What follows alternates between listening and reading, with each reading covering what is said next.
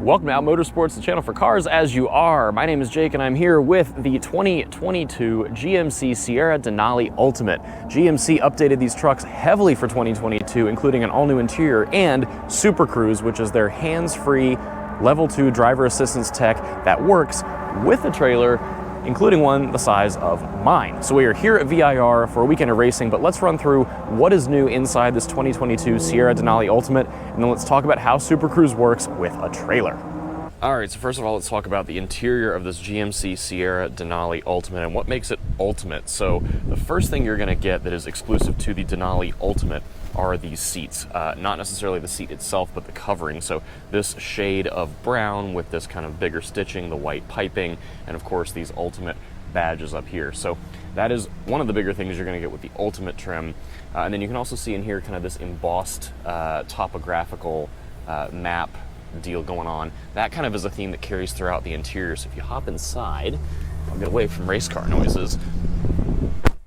You see that continues over to the glove box here. So the glove box, this is wood trim, and then you can see over here there is that same wood relief going on, and the coordinates right here are of Denali, the mountain. Now, pulling back, this is of course a very much improved dashboard and interior from the old GMC Sierras, the outgoing model. So first of all, of course, you've got the digital gauge cluster here. You can change this to be one of 4 different displays, and that's kind of a nice touch. Looking down here, you've got your controls for your drive modes, your tow mode, your 4-wheel drive, and all your lighting. Steering wheel is pretty typical GM at this point.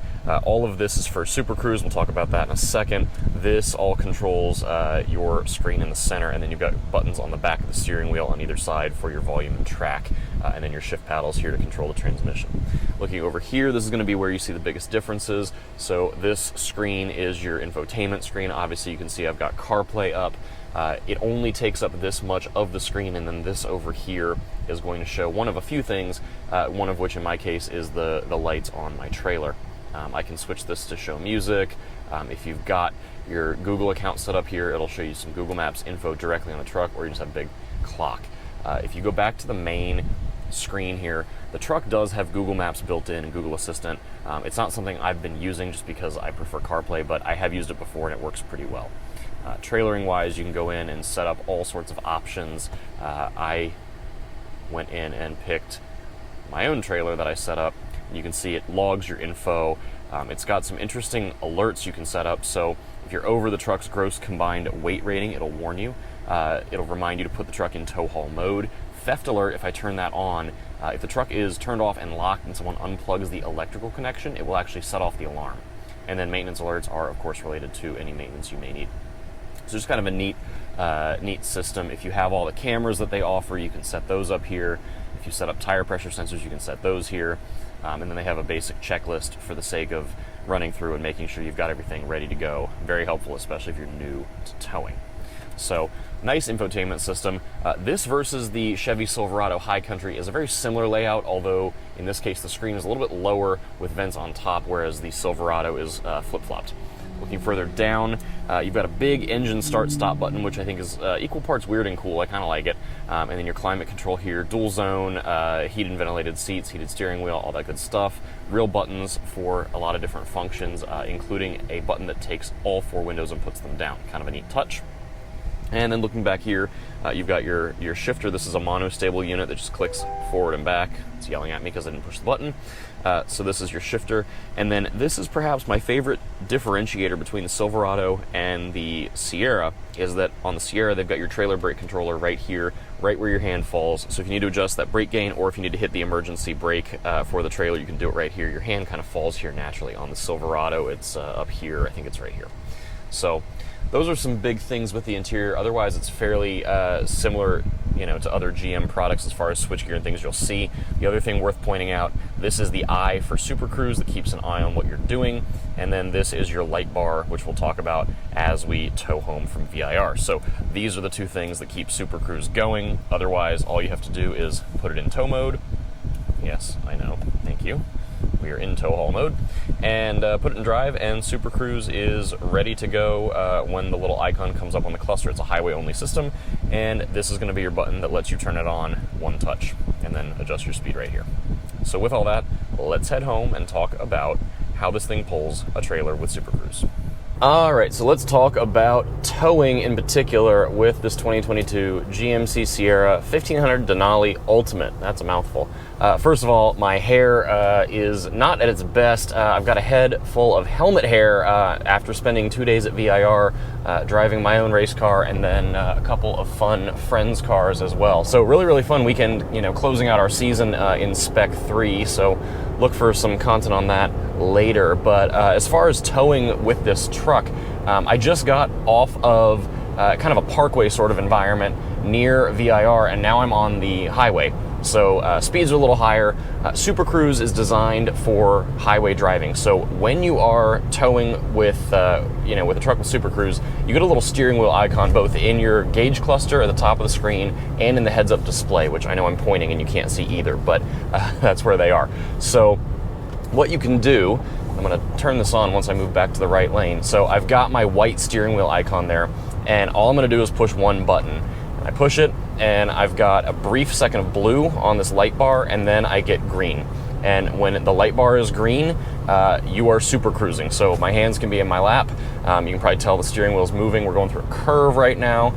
This system is using both, a variety of sensors on the truck and a front-facing camera, and the roads are mapped. That's why it's for highways only. Right now there's about 200,000 miles of roads mapped on these systems, and GM can update them over the air, just like they would update several other things in this truck. So as they map more roads, the truck will just get smarter and have more availability as far as where it can do this sort of thing, around the United States and Canada. So right now it is for 4-lane or more highway use. I believe they're doing something with a 2-lane feature, but that's not on this truck. So this is highway only.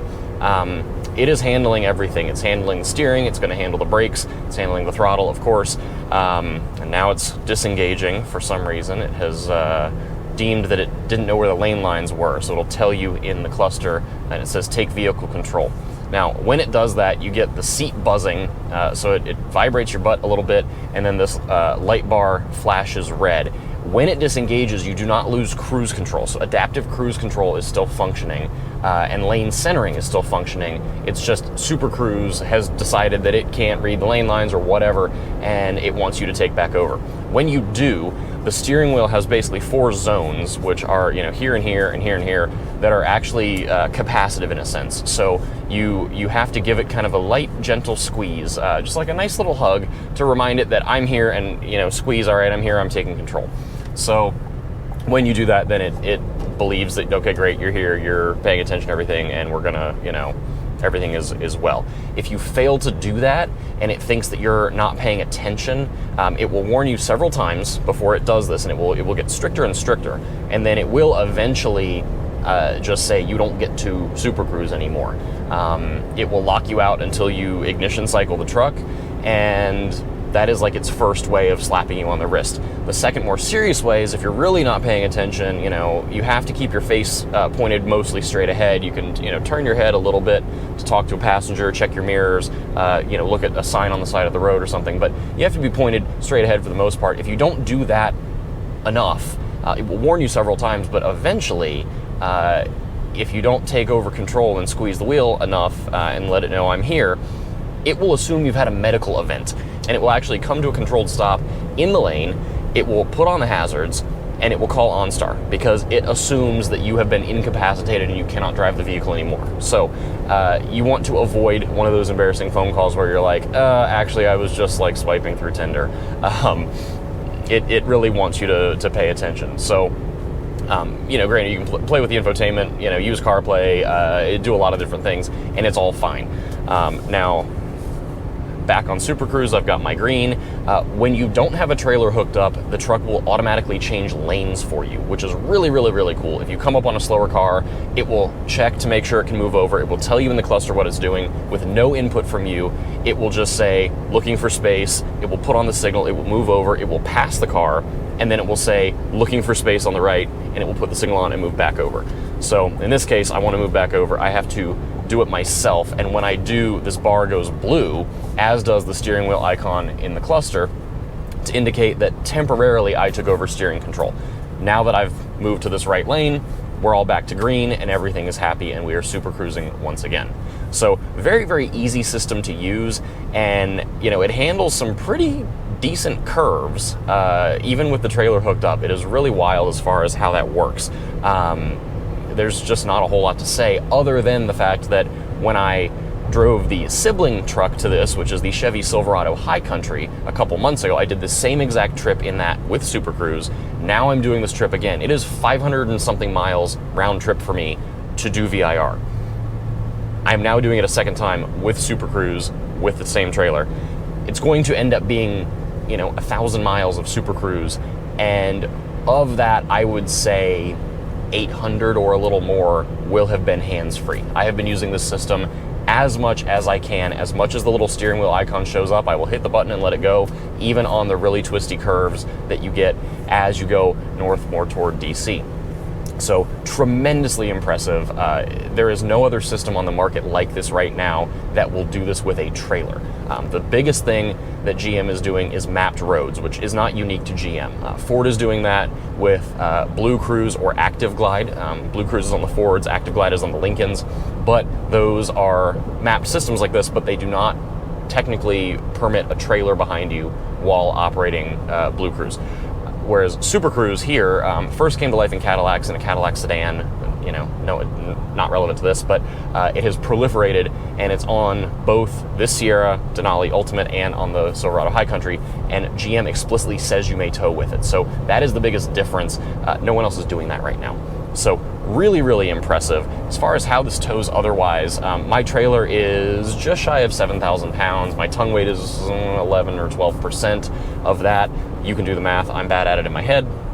But this is towing really, really well. This is the 6.2 liter, which is what you get in the Denali Ultimate. I believe you can get the diesel, but don't quote me on that. In any case, 6.2 here, 10-speed corporate automatic, torque converter automatic that's shared with Ford as far as early development days, but this is just standard GM truck drivetrain at this point. This truck also has MagnaRide. It adjusts the dampers, the shocks, if you will, to be a little firmer while you're in tow mode. Everything is just really well done. And the biggest difference, of course, with these new trucks for 2022 is the interior. So obviously we had the tour, but as far as how it all works while you're towing and the comfort and everything, like I said, putting 500 miles on this truck in a couple days, the seats are really comfortable. That was a really big sticking point for me with the old Sierras. I thought those seats were flat as a board, really not very comfortable, and overall interior layout just wasn't befitting of a truck of this price point especially. This one is pretty loaded. It's just shy of $81,000, so the interior really has to step it up and be something nice. It is very nice. What I say, it's leagues ahead of what Ram and Ford are doing. I would say it's probably on par with Ram. I think Ford feels just a touch like it's ready for an update at this point, but they're all very nice now, in 2022 if you're buying a new truck. But the interior is a massive update. The towing capabilities, it's all fine. I'm not loading this thing up to its limit, but the wheelbase is very long. This is a crew cab short bed truck, and it's, this is great. I have used other GMs with other drivetrains to tow this trailer, and based on axle gearing, and I've used the 5.3 V8. Didn't love that as much. This trailer was a bit much for that drivetrain, and the gearing that was in the particular vehicle I drove.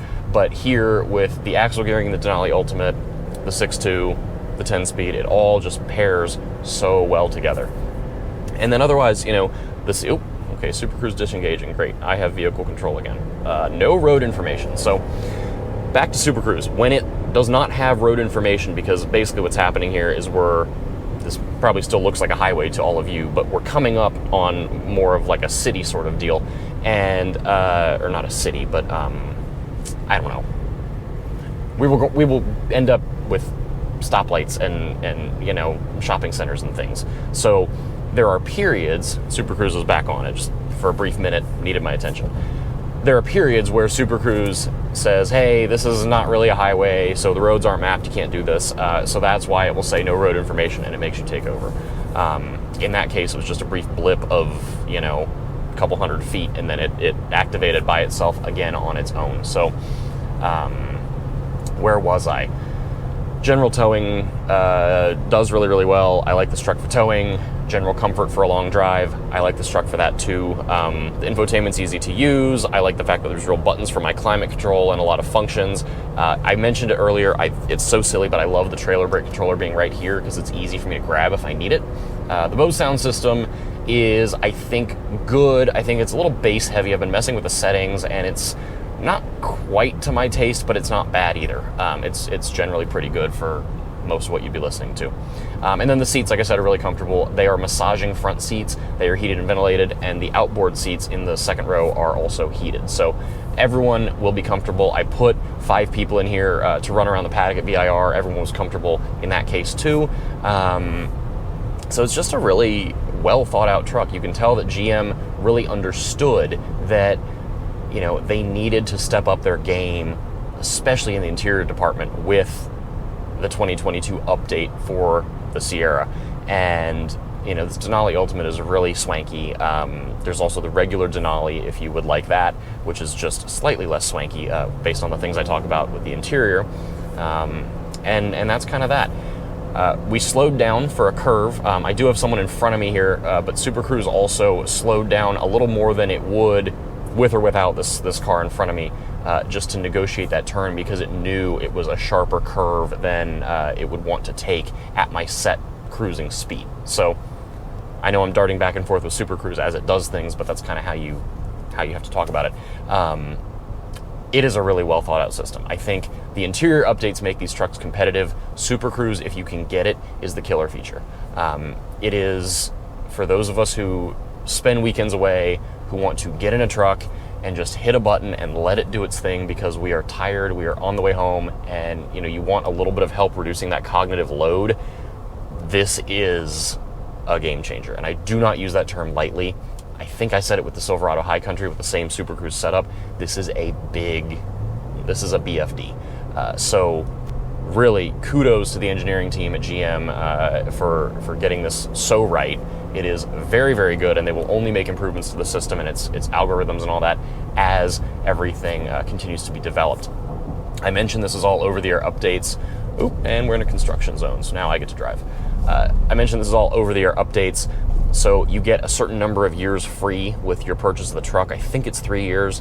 And then after that, it is a subscription model where you pay annually to have access to Super Cruise. So I'm not entirely sure on pricing because I've been focused on racing for the past couple days, but you will get a few years for free, and then there's a plan to keep it active for, you know, as long as you own the truck otherwise. So that is how they are doing Super Cruise. It is an excellent system, and the truck itself that it happens to be a part of is also really quite nice. So excellent towing adventure, and I am now going to put another 190 something miles on this truck with my hands in my lap.